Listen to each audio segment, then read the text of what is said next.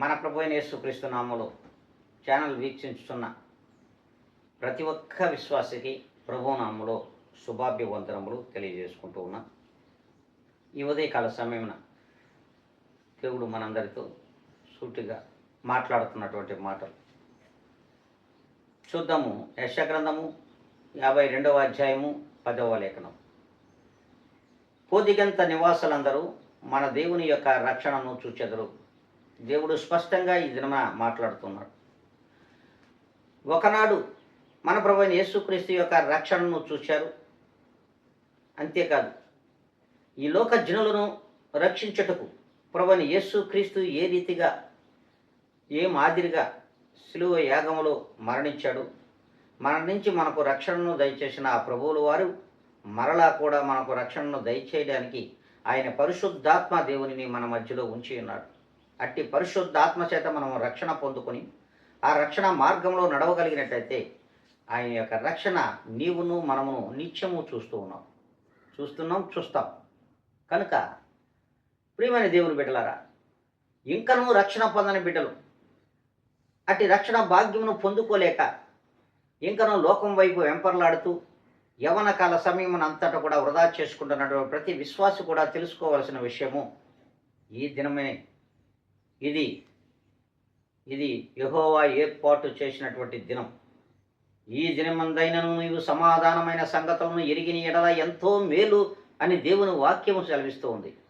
కనుక ఈ దినం నుండి అయినా సరే ఈ ఛానల్ వీక్షించున్న ప్రతి విశ్వాసి కూడా ఒక్కసారి ఆత్మ పరిశీలన చేసుకొని నేనును రక్షణ భాగ్యమును పొందుకోవాలి, ఆ దేవునిలో నేనును ఉండాలి, సమకూర్చబడాలి అనుకున్నట్లయితే ఖచ్చితంగా నీవును ఈ దినం నుండి రక్షణ పొందుటకు సిద్ధపాటు కలిగి ఉంటావు. అట్టి సిద్ధపాటును దేవుడు ఈ దినమున నీకు ఇస్తున్నాడు.